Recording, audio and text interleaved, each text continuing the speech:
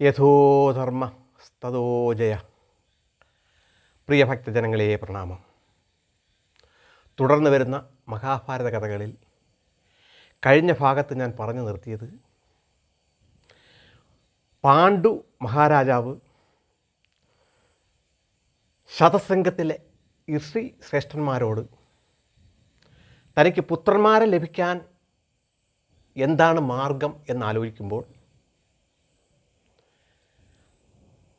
ശതശൃംഗത്തിൽ അധിവസിക്കുന്ന ശ്രേഷ്ഠ ഋഷിവര്യന്മാർ ജ്ഞാനദൃഷ്ടിയിൽ, അല്ലയോ പാണ്ഡു മഹാരാജാവേ, അങ്ങേക്ക് ദേവതുല്യരായ ശ്രേഷ്ഠ പുത്രന്മാർ ലഭിക്കും എന്ന് പറയുകയും ഇത് കേട്ട പാണ്ഡു മഹാരാജാവ് ആശ്വസിച്ചുകൊണ്ട് എങ്കിലും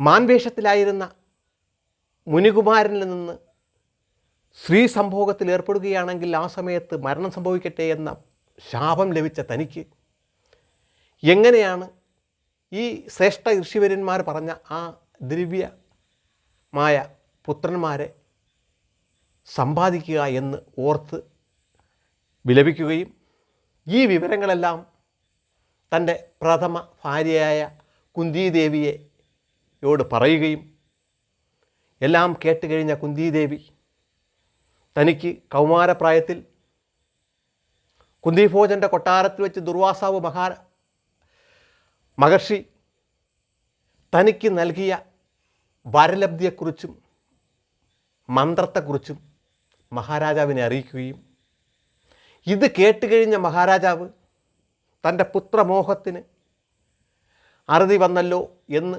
സന്തോഷിക്കുകയും ചെയ്യുന്ന ഭാഗമാണ് കഴിഞ്ഞ ഭാഗത്ത് പറഞ്ഞു നിർത്തിയത്. ശേഷം കുന്തിദേവി മഹാരാജാവിനോട് പറഞ്ഞു, അല്ലയോ പ്രിയതമ, അങ്ങ് തന്നെ അരുളി ചെയ്താലും ഞാൻ ഏത് ദേവനെയാണ് ഓർത്ത് പുത്രനെ നേടേണ്ടത് എന്ന്. ഇത് കേട്ടുകഴിഞ്ഞ പാണ്ഡു മഹാരാജാവ് കുന്തിദേവിയോട് പറഞ്ഞു, അല്ലയോ പ്രിയതമേ, ദേവന്മാരിൽ വെച്ചിൽ ഏറ്റവും ശ്രേഷ്ഠനും സത്യസന്ധനും നീതിമാനുമായ ദേവനാണ് യമധർമ്മദേവൻ. ആ ധർമ്മദേവനിൽ നിന്ന് നമുക്ക് ഒരു പുത്രൻ ലഭിച്ചാൽ ആ പുത്രനിൽ നിന്ന് ഒരു കാരണവശാലും അധർമ്മം ഉണ്ടാവുകയില്ല. ധർമ്മം മാത്രം പാലിക്കുന്ന, സത്യം മാത്രം ചെയ്യുന്ന ആ സത്യവാനും ധർമ്മിഷ്ഠനുമായ ഒരു പുത്രനെയാണ് നമുക്ക് ആദ്യം ആവശ്യം. അതുകൊണ്ട് നീ യമധർമ്മനെ ഓർത്ത് യമധർമ്മനിൽ നിന്ന് പുത്രൻ നേടുക എന്നു. ഇത് കേട്ടുകഴിഞ്ഞ കുന്തിദേവി അപ്രകാരം തൻ്റെ പ്രിയതമൻ്റെ നിർദ്ദേശപ്രകാരം യമധർമ്മനെ ഓർത്തുകൊണ്ട് ദുർവാസാവിൽ നിന്ന് താൻ കരസ്ഥമാക്കിയ മന്ത്രം ജപിക്കുകയും യഥാസമയത്ത് ധർമ്മദേവൻ കുന്തിദേവിയുടെ മുന്നിൽ പ്രത്യക്ഷനാവുകയും കുന്തിദേവിയുടെ ആഗ്രഹപ്രകാരം കുന്തിദേവിക്ക് പുത്രൻ നൽകുകയും ചെയ്തു. കാലം പൂർത്തിയായി. കുന്തിദേവി അതിമനോഹരമായ ഒരു ഉണ്ണിയെ പ്രസവിച്ചു. ആ പ്രസവം നടന്ന സമയത്ത് അന്തരീക്ഷത്തിൽ നിന്നും ഒരു അശരീരി ഉണ്ടാവുകയും യമൻ ധർമ്മത്തിൽ ശ്രേഷ്ഠനായിരിക്കും, ഭൂമിയിൽ ഇതുവരെ ജനിച്ചിട്ടുള്ളതിലും ഇപ്പോൾ ജീവിച്ചിരിക്കുന്നതിലും ഇനി ജനിക്കാൻ പോകുന്നതിലും വെച്ച് ഏറ്റവും ധർമ്മനിഷ്ഠനുള്ള നീതിമാനായ കുമാരനായിരിക്കും ഇവൻ എന്ന് അശരീരി ഉണ്ടാവുകയും ആ ഉണ്ണിയെ വളരെ സന്തോഷമായി ശതശൃംഗത്തിലെ ഋഷിവര്യന്മാരുടെ സഹായത്തോടുകൂടി പാണ്ഡുവും കുന്തിയും വളർത്തുകയും ചെയ്തു. ഏകദേശം 1 വർഷങ്ങൾ കഴിഞ്ഞപ്പോൾ പാണ്ഡുവിന് മറ്റൊരാഗ്രഹം വീണ്ടും കുന്തിദേവി അറിയിച്ചു. അല്ലയോ പ്രിയതമേ, രാജാക്കന്മാരെ സംബന്ധിച്ചിടത്തോളം രാജാക്കന്മാർക്ക് ഏറ്റവും കരുത്ത് എന്ന് പറയുന്നത് ബലമാണ്. നമുക്ക് ഏറ്റവും ബലവാനായ ഒരു പുത്രനെ അടുത്ത് നീ നേടണം. അതിന് ദേവന്മാരിൽ വെച്ച് ഏറ്റവും ബലവത്തായ ദേവൻ വായു ഭഗവാനാണ്. വായുവിനേക്കാൾ ശക്തനായ ഒരു ദേവൻ വേറെയില്ല.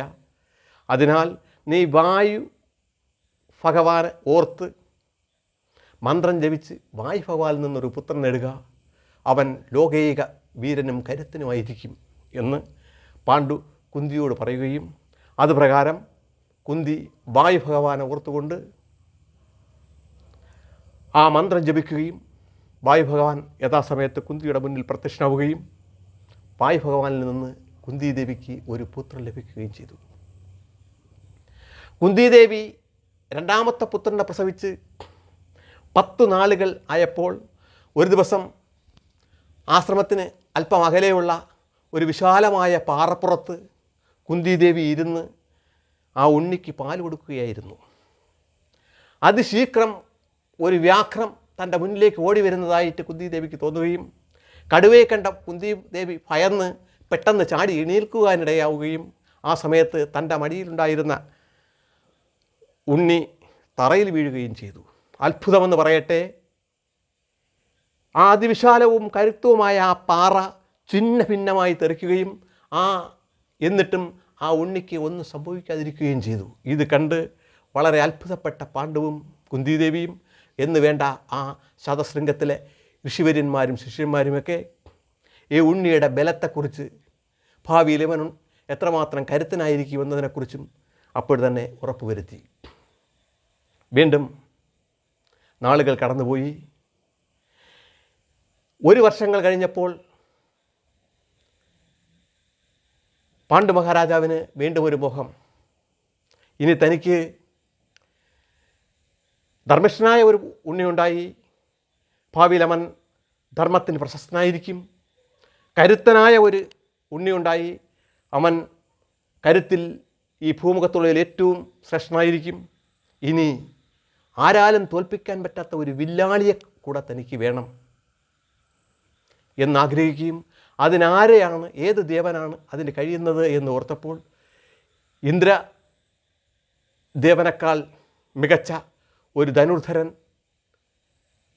ദേവന്മാരുടെ ഇടയിലില്ല എന്ന് മനസ്സിലാക്കുകയും പാണ്ഡു മഹാരാജാവ് തന്നെ ഇന്ദ്രനെ പ്രസാദിക്കുന്ന നിലയ്ക്ക് വേണ്ടി തപസ് ചെയ്യുകയും ഇന്ദ്രൻ മുന്നിൽ വന്ന് കുന്തിദേവിയോട് തന്നെ ഓർത്ത് മന്ത്രം ജപിച്ചാൽ മതി, ഞാൻ പ്രത്യക്ഷനായി ഉണ്ണിയെ നൽകിക്കൊള്ളാം എന്ന് പാണ്ഡുവിനെ അറിയിക്കുകയും ചെയ്ത് അപ്രത്യക്ഷനാവുകയും ഇത് പ്രകാരം ഈ വിവരങ്ങളെല്ലാം കുന്തിദേവിയെ പാണ്ഡു മഹാരാജാവ് അറിയിക്കുകയും തൻ്റെ പ്രിയതമൻ്റെ ഇഷ്ടപ്രകാരം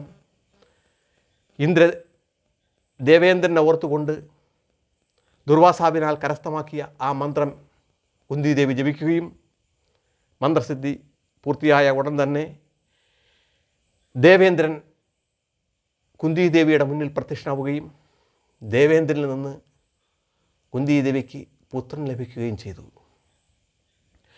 ഈ ഉണ്ണിയെ കുന്തിദേവി പ്രസവിക്കുന്ന സമയത്തും അന്തരീക്ഷത്തിൽ നിന്ന് മേൽ ഉണ്ണികളുടെ ജന്മസമയത്ത് ഉണ്ടായ അശരീരിയെപ്പോലെ ഒരു അശരീരി ഉണ്ടാവുകയും കൂടാതെ ദേവലോകത്തു നിന്ന് പുഷ്പവൃഷ്ടി തന്നെ ഉണ്ടാവുകയും ചെയ്തു. ആ സമയത്ത് ഈ വിധത്തിൽ ആയിരുന്നു അശരീരി. ഇവൻ ധനുർധരൻ എന്ന നിലയിൽ ധനുർവിദ്യയിൽ മഹാദേവനേക്കാൾ കേമനായിരിക്കും, മഹാദേവന് സമമായിരിക്കുമെന്നും ഇവൻ മഹാദേവനെ പ്രസാദിപ്പിച്ച് പാശ്വതാസ്ത്രം നേടുന്നവനായിരിക്കുമെന്നും ഒരു ദേവന്മാർക്കും മനുഷ്യർക്കും ധനുർവിദ്യയിൽ ഇവനെ കീഴ്പ്പെടുത്താൻ കഴിയുന്നതല്ല എന്നും അശരീരി കേൾക്കുകയും പുഷ്പവൃഷ്ടി ചൊരിയുന്നതും കണ്ട് പാണ്ഡുവും കുന്തിയും മാത്രമല്ല ശതശൃംഗത്തിലെ സർവ ഋഷിശ്രേഷ്ഠന്മാരും ശിഷ്യന്മാരുമൊക്കെ അത്ഭുതപ്പെടുകയും ആ ഋഷിവര്യന്മാർക്കും ശിഷ്യന്മാർക്കും പാണ്ഡുവിനോടും കുന്തിയോടും ഈ ഉണ്ണികളോടുമൊക്കെ വളരെയധികം കൂടുതൽ വാത്സല്യം ഉണ്ടാവുകയും ചെയ്തു. ഏതാനും നാളുകൾ വീണ്ടും കടന്നുപോയപ്പോൾ പാണ്ഡുവിന് മനസ്സിൽ മറ്റൊരു മോഹം തോന്നി. തനിക്ക് 3 പുത്രന്മാർ കുന്തിദേവിക്ക് നിന്ന് ലഭിച്ചുവെങ്കിലും ഇതെല്ലാം കണ്ട് രണ്ടാം ഭാര്യയായ മാദ്രി വളരെ ദുഃഖിച്ച് കഴിയുകയാണെന്ന് മനസ്സിലാക്കിയിട്ട് കുന്തിദേവിയെ ഒരു നാൾ വിളിച്ച് പാണ്ഡു ഇപ്രകാരം പറഞ്ഞു: അല്ലയോ പ്രിയതമേ, നിനക്ക് വളരെ ശ്രേഷ്ഠമായ 3 ഉണ്ണികൾ നിന്നിൽ നിന്ന് എനിക്ക് ലഭിച്ചു കഴിഞ്ഞു. എന്നാൽ ഒരു ഉണ്ണിയും ഇല്ലാത്ത മാദ്രി വളരെ ദുഃഖത്തിലാണ്. നിൻ്റെ സഹായത്താൽ അവൾക്കും ഒരു ഉണ്ണിയെ നേടാൻ നീ ഒന്ന് സഹായിക്കണമല്ലോ എന്ന് പറയുകയും അതിനെന്താ പ്രഭു, ഞാൻ അങ്ങനെ ചെയ്തു കൊള്ളാം എന്ന് പറഞ്ഞ് മാദ്രിയെ അടുത്ത് വിളിച്ചതിന് ശേഷം, അല്ലയോ മാദ്രി, നിനക്കിഷ്ടപ്പെട്ട ദേവനെ നീ മനസ്സിൽ ധ്യാനിക്കുക, ഞാൻ മന്ത്രം ജപിക്കാം, ആ ദേവനിൽ നിന്ന് നിനക്ക് പുത്രൻ ലഭിക്കും എന്ന് കുന്തിദേവി മാദ്രിയോട് പറയുകയും, മാദ്രി ഈ സമയത്ത് അശ്വിനി ദേവകളെ, ഏറ്റവും ദേവന്മാരിൽ സുന്ദരന്മാരായ അശ്വിനി ദേവകളെ മനസ്സിലോർക്കുകയും കുന്തിദേവി മന്ത്രം ജപിക്കുകയും അശ്വിനി ദേവന്മാർ പ്രത്യക്ഷപ്പെട്ട് ഇരട്ടകളായ അശ്വിനി ദേവന്മാരിൽ നിന്ന് മാദ്രിക്ക് ഇരട്ട കുട്ടികൾ ജനിക്കുകയും ചെയ്തു. ശതശൃംഗത്തിലെ ഋഷിമാർ എല്ലാവരും ചേർന്ന് ഓരോ ഉണ്ണികൾക്കും നാമകരണം നടത്തി. കുന്തിദേവി ആദ്യം പ്രസവിച്ച യമധർമ്മനിൽ നിന്ന് ലഭിച്ച ആ ഉണ്ണിക്ക് യുധിഷ്ഠിരൻ എന്ന് പേര് നൽകുകയും, രണ്ടാമനായ വായുപുത്രനിൽ നിന്ന് ലഭിച്ച പുത്രന് ഭീമൻ എന്ന് നാമകരണം ചെയ്യുകയും, മൂന്നാമനായ ഇന്ദ്രനിൽ നിന്ന് ലഭിച്ച പുത്രന് അർജുനൻ എന്ന് പേര് നൽകുകയും, അശ്വിനി ദേവന്മാരിൽ നിന്ന് മാദ്രിക്ക് ലഭിച്ച പുത്രന്മാർക്ക് ആദ്യം പ്രസവിച്ചവനെ നകുലനെന്നും രണ്ടാമത് പ്രസവിച്ചവനെ സഹദേവനെന്നും നാമകരണം ചെയ്യുകയും ചെയ്തു. ഈ സമയമൊക്കെ കഴിഞ്ഞപ്പോൾ അങ്ങ് ഹസ്തിനപുരി കൊട്ടാരത്തിൽ ധൃതരാഷ്ട്രരുടെ ഭാര്യയായ ഗാന്ധാരി, അവിടെയും അവർക്കും ഉണ്ണികൾ ലഭിച്ചതായിട്ടറിഞ്ഞു. അതെങ്ങനെയാണെന്ന് വെച്ചാൽ, ഒരു നാൾ വ്യാസഋഷി ഹസ്തിനപുരി കൊട്ടാരത്തിലെത്തുകയും ആ കൊട്ടാരത്തിലെത്തിയ ഋഷി ഭീഷ്മനെയും ധൃതരാഷ്ട്രനെയും ഒക്കെ കണ്ട്, വിതുരരെയുമൊക്കെ കണ്ട് രാജ്യക്ഷേമങ്ങളെക്കുറിച്ചെല്ലാം അന്വേഷിച്ചതിന് ശേഷം ഈ സമയത്ത് വ്യാസനെ നല്ലവണ്ണം പരിചരിക്കാനെത്തിയ ഗാന്ധാരിയെ ഇപ്രകാരം അനുഗ്രഹിച്ചു. അല്ലയോ തരുങ്ങി, നിനക്ക് 100 പുത്രന്മാർ ലഭിക്കട്ടെ എന്ന് അനുഗ്രഹിച്ചു. അന്ന് വ്യാസൻ അപ്രത്യക്ഷമാവുകയും നാളുകൾ കഴിഞ്ഞപ്പോൾ ഗാന്ധാരി ഗർഭിണിയാവുകയും ചെയ്തു. ഏതാണ്ട് 2 വർഷങ്ങൾ ഗാന്ധാരി ഈ ഗർഭവും പേര് നടന്നു. ഈ സമയത്താണ്, ഗാന്ധാരിയുടെ ഗർഭത്തിന് 2 വർഷമായ സമയത്താണ് അങ്ങ് ശതശൃംഗത്തിൽ കുന്തിദേവി ആദ്യപുത്രനായ യുധിഷ്ഠിരന് ജന്മം നൽകി എന്നറിയുന്നത്. യുധിഷ്ഠിരന് ജന്മം നൽകിയെന്നും കുന്തി ആദ്യം പ്രസവിച്ചു കഴിഞ്ഞു എന്ന് പറഞ്ഞപ്പോൾ ധർമ്മിഷ്ഠയാണെങ്കിലും ഗാന്ധാരിക്ക് 2 വർഷമായ തൻ്റെ വയറ്റിൽ കിടക്കുന്ന ഉണ്ണിക്ക് ഇതുവരെ എന്തുകൊണ്ട് ജന്മം നൽകി കിട്ടിയില്ല എന്നോർക്കുകയും, വ്യാസഭഗവാൻ തനിക്ക് 100 ഉണ്ണികൾ ലഭിക്കും എന്ന് അനുഗ്രഹിച്ചിട്ടും 2 വർഷമായിട്ട് ഒരു ഉണ്ണി പോലും ലഭിച്ചില്ലല്ലോ എന്നോർത്ത് ദുഃഖിക്കുകയും, ഈ ദുഃഖത്താൽ സ്വയം തൻ്റെ വയറ്റിനെ താടനം ചെയ്യുകയും ചെയ്തു. ഈ താടനത്തിൻ്റെ ഫലമായി ഗാന്ധാരി ഒരു മാംസപിണ്ഡത്തെ പ്രസവിച്ചു.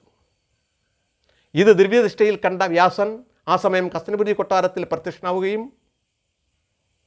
അല്ലയോ ഗാന്ധാരി, നീ എന്താണ് ഈ സാഹസം കാണിച്ചത് എന്ന് ചോദിക്കുകയും, അത് ചോദിച്ചു കഴിഞ്ഞപ്പോൾ ഗാന്ധാരി വ്യാസനോടായി പറഞ്ഞു, ഭവാൻ അങ്ങ് എനിക്ക് 100 പുത്രന്മാർ ലഭിക്കുമെന്ന് പറഞ്ഞു. 2 വർഷങ്ങൾ ഞാൻ ഗർഭം ചുമന്നിട്ടും ഒരു പുത്രനെയും ലഭിക്കാത്തതിനാൽ ഞാൻ എൻ്റെ വയറിനെ സ്വയം താടനം ചെയ്തു. ആ താടനത്താൽ ഞാനിതാ ഒരു മാംസപിണ്ഡത്തെയാണ് പ്രസവിച്ചിരിക്കുന്നത്. എന്താണ് ഇനി ചെയ്യേണ്ടതെന്ന്. എൻ്റെ വാക്കുകൾ ഒരിക്കലും വിഫലമാവാറില്ല. നിങ്ങൾ ഭൃത്യന്മാരെ വരുത്തി ഈ മാംസപിണ്ഡത്തെ തണുത്ത വെള്ളത്തിൽ കഴുകി 100 കഷ്ണങ്ങളായി മുറിച്ച് 100 കുടങ്ങളിൽ നെയ്യ് നിറച്ചതിന് ശേഷം അതിനകത്താക്കി അടയ്ക്കുക. ഇത് കേട്ടുകഴിഞ്ഞ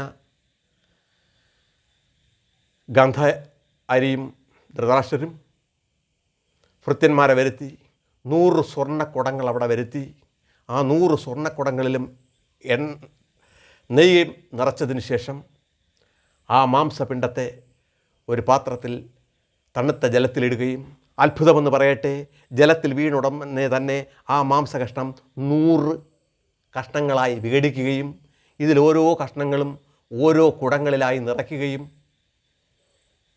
അങ്ങനെ കുടങ്ങൾ ഏതാണ്ട് 100 പൂർത്തിയായി കഴിയാറായപ്പോൾ ഗാന്ധാരിയുടെ മനസ്സിൽ ഈ 100 ഉണ്ണികൾ ജനിക്കുന്ന എനിക്ക് ഒരു മകളെ കൂടി ജനിച്ചിരുന്നെങ്കിലോ എന്ന് മനസ്സിലോർക്കുകയും ഈ സമയം ഇത് സ്വയം മനസ്സിലാക്കിയ വ്യാസൻ ഇതെല്ലാം കുടങ്ങളിലാക്കുകയായിരുന്ന മനുഷ്യൻ്റെ കയ്യിലൊട്ടിയിരിക്കുകയായിരുന്ന ഒരു ചെറിയ മാംസത്തെ അടുത്ത് ഒരു കുടം കൂടെ നെയ് നിറച്ച് ഈ കയ്യിലൊട്ടിയിരിക്കുന്നതിനെ ഇളക്കി ആ കുടത്തിലും നിറച്ച് വയ്ക്കാൻ പറയുകയും, അല്ലയോ ഗാന്ധാരി, ഈ കുടത്തിൽ നിന്ന് നീ ആഗ്രഹിച്ചതുപോലെ ഒരു പുത്രിയെ നിനക്ക് ലഭിക്കും എന്ന് വ്യാസൻ പറയുകയും ചെയ്തു. കുടങ്ങൾ 101 അടച്ചു വെച്ചു.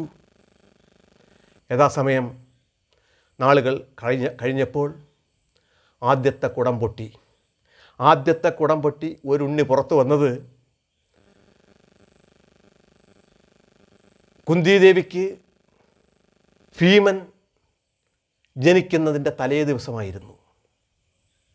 ആദ്യത്തെ കുടം പൊട്ടി ഉണ്ണി പുറത്തു വരുന്ന ദിവസം അന്ന് ഹസ്തിനപുരി രാജ്യത്ത് വളരെയധികം ദുർനിമിത്തങ്ങൾ കാണാനിടയായി. മഴയില്ലാതെ ഇടിവെട്ടുക, എല്ലാ ദിക്കുകളിലും അവിടെ എവിടെയായി സ്വയം അഗ്നി ഉണ്ടാവുക, അകാരണമായി നരികൾ ഓരിയിടുക തുടങ്ങിയ ദുർനിമിത്തങ്ങൾ പല ഭാഗത്തും കണ്ടു. ആ ദിവസമായിരുന്നു കൗരവരുടെ ആദ്യ പുത്രനായ ദുര്യോധനൻ്റെ ജനനം.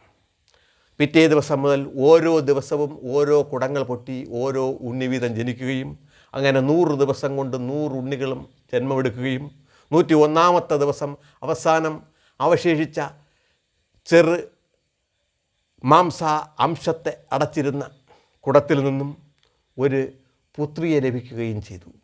അങ്ങനെ കൗരവർ 101 പേരും ജന്മം കൊണ്ടു. അവരെ ജാതകർമ്മങ്ങൾ ചെയ്യുന്നതിലേക്ക് വേണ്ടി ശ്രേഷ്ഠ ജ്യോതിഷികളെ വരുത്തിയ സമയത്ത് ധൃതരാഷ്ട്രർ ജ്യോതിഷികളോടും അവിടെ കൂടിയിരുന്ന ഭീഷ്മർ, വിതുരർ തുടങ്ങിയ മറ്റ് ശ്രേഷ്ഠന്മാരോടുമായി ചോദിച്ചു, അല്ലയോ മഹാത്മാരെ, ഹസ്തിനപുരിയുടെ അടുത്ത ഭരണാവകാശം എൻ്റെ അനുജനും നേരത്തെ ഈ രാജ്യത്തിൻ്റെ രാജാവുമായ പാണ്ഡുവിന് ആദ്യം ജനിച്ചത് പുത്രൻ യുധിഷ്ഠിരനാണ്.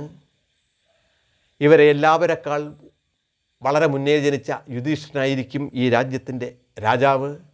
അവന് ശേഷം എൻ്റെ ഈ മൂത്തപുത്രൻ രാജാവാൻ സാധ്യതയുണ്ടോ എന്നൊന്ന് നോക്കുക എന്ന്.